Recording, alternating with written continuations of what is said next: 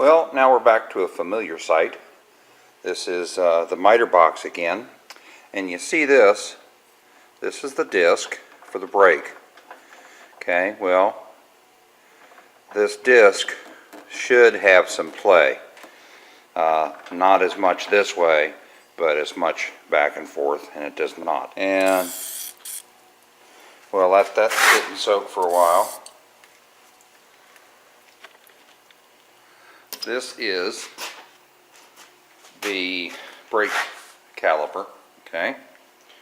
Now this is missing the bolt nut, the nut and the spring and the washers. So here it is with the nut, spring, and washer, so you see what order they are in. Okay, you want to maintain that order when you put things back together. Okay, so let's put this aside. And now this I've tried to clean up, but these here should be able to move some, and they don't move either. So here I have decided to sit it up and let it soak. And stick a little more of that stuff in there and just let it sit and soak. Probably the best thing I can do for that. So it's going to be a little while. I don't know exactly how long. Okay, it's sat for a little while, and let's see what we can do. Notice I'm using a neoprene rubber mallet. Okay. Well, I got a little bit of movement.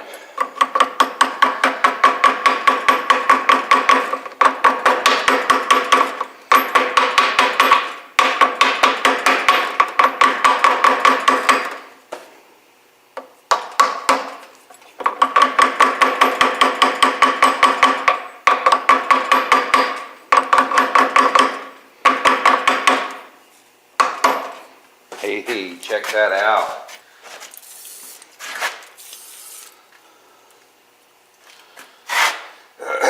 I'm not worried about getting the stuff all over the place right now. Hey! I didn't expect that to happen, but that's okay. Terrific. One more step in the right direction.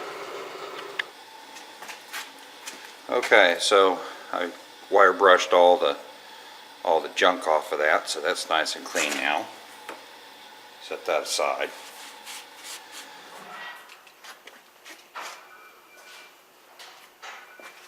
Alright, so now what I'm going to do is I'm going to take this Scotch-Brite and I'm going to clean this axle off, this shaft, so that get rid of that rust and that damage. I've soaked it for the day.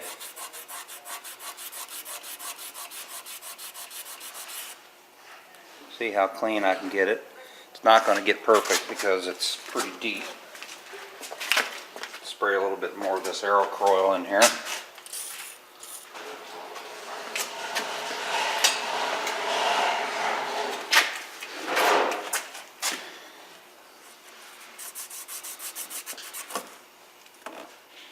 See how we're looking.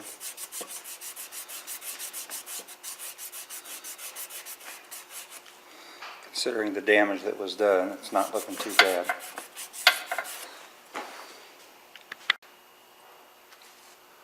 Okay, so now, since I don't want this to have a problem, this stuff that could coat the world, anti-seize, is going to prevent it from seizing up and rusting. So I'll put a little bit of that on there. And yeah, that's an old bottle. This bottle is probably as old as I am. Put this key in place. Slide that on. Ooh.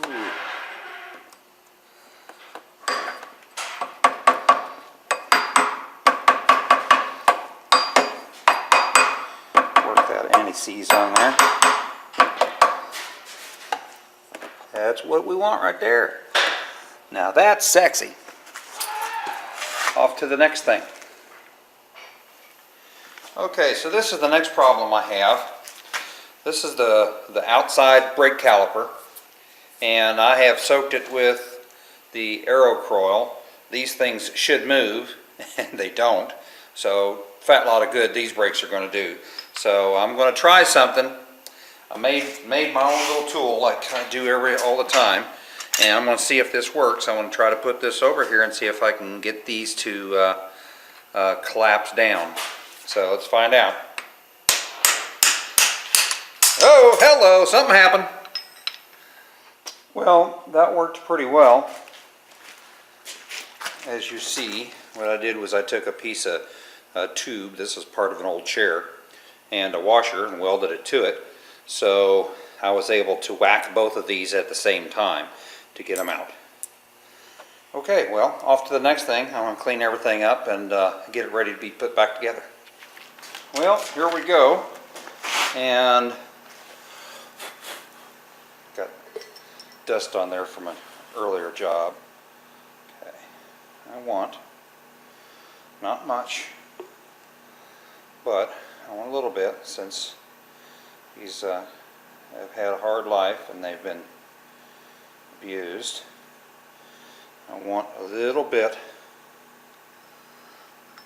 of anti-seize on here. Okay, well, I made a mistake while I was putting this together. I omitted something. I forgot to do something. There's a little plate that we found on the floor and was wondering, what is that for? Well, I figured out what that's for. That goes in there. So when you're doing this, that goes in there.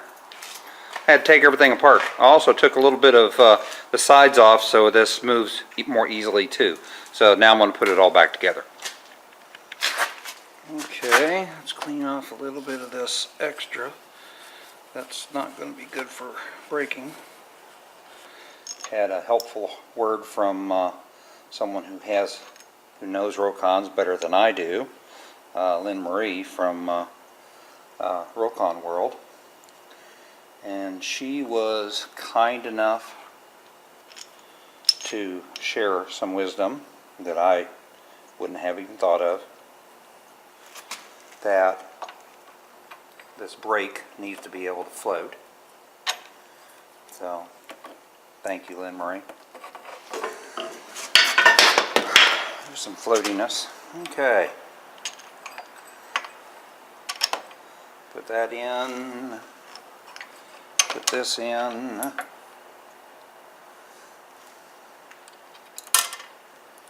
Of course. Go. Now you can see what it looks like in there. Okay.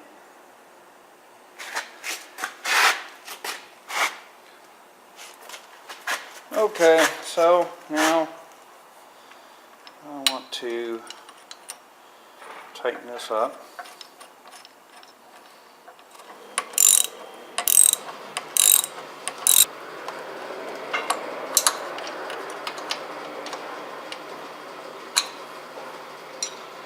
Alright. These are where they're supposed to go, and this will go here.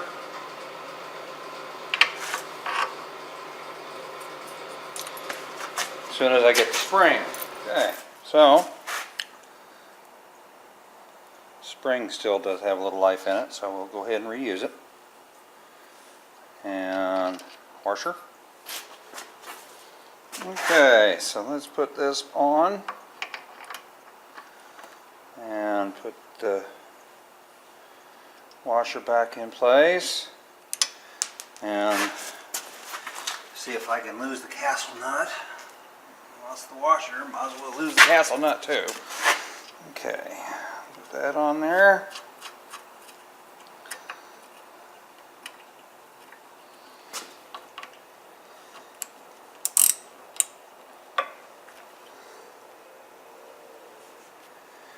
Okay.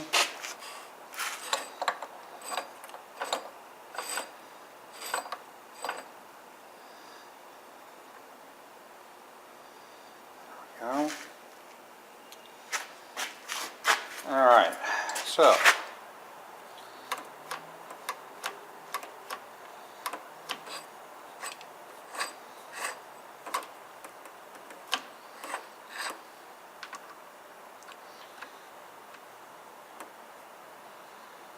then I'm done, and now you've seen how to take a completely frozen brake and disassemble it, clean it up, and put it back together. We're kind of there. I'm not completely satisfied with it, but because I feel like this should be releasing better than it is, so that's why and it may be just because it's hasn't been used for a long time.